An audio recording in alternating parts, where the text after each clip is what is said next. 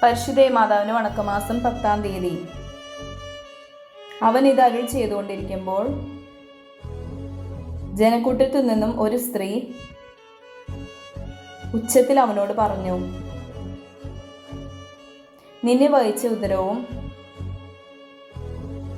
പാലൂട്ടിയ മുലകളും ഭാഗ്യമുള്ളവ.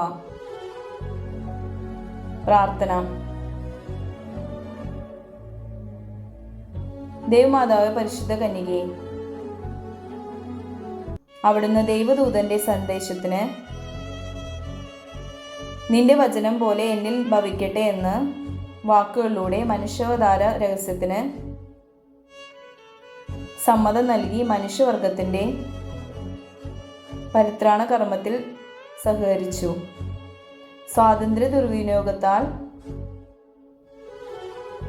പതിച്ച മാനവരാശിക്ക് അവിടുത്തെ സ്വാതന്ത്ര്യം ശരിയായി വിനിയോഗിച്ചുകൊണ്ട് രക്ഷിച്ചു.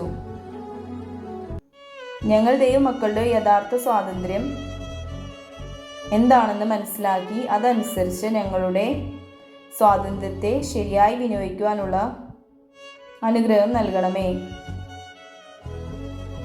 ഞങ്ങളുടെ സ്വാതന്ത്ര്യം ദുരുപയോഗിച്ച് അവിടുത്തെ തിരുക്കുമാരനെ ദ്രോഹിക്കാതിരിക്കട്ടെ. എപ്പോഴും ദൈവമഹത്വത്തിനും ഞങ്ങളുടെ ആത്മരക്ഷയ്ക്കും ഉപയുക്തമായ വിധം ഞങ്ങളത് വിനിയോഗിക്കാമെന്ന് പ്രതിജ്ഞ ചെയ്യുന്നു. നാഥേ, അങ്ങ് ഞങ്ങളുടെ മാതൃകയായിരിക്കണമേ.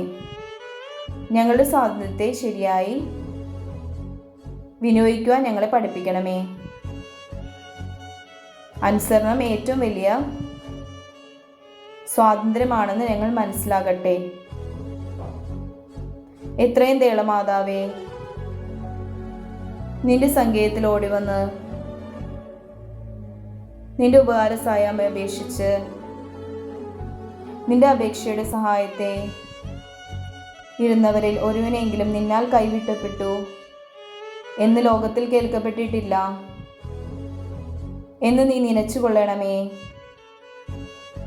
കന്യാവ്രതക്കാരുടെ ആജ്ഞായകനിയെ, ദയുള്ള മാതാവേ, ഈ വണ്ണമുള്ള ശരണത്താൽ ഉറച്ച് നിന്റെ തൃപ്പാദത്തിങ്കൽ ഞാൻ അണഞ്ഞു വന്നിരിക്കുന്നു. നെടുവേർപ്പിട്ട് കണ്ണുനീർ ചിന്തി പാപിയായ ഞാൻ നിന്റെ ദയയുടെ ആഴത്തെ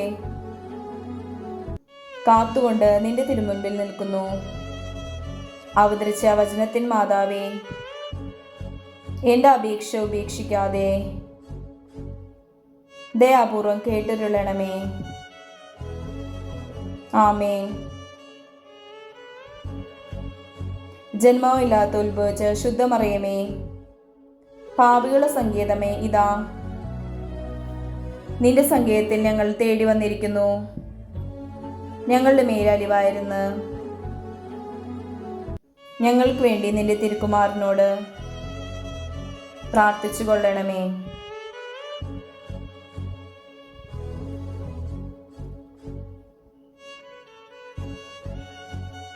സുഹൃദേവം. ദേവപുത്രന്റെ മാതാവേ, ദൈവവചനത്തിന് അനുസൃതമായി ജീവിക്കുവാൻ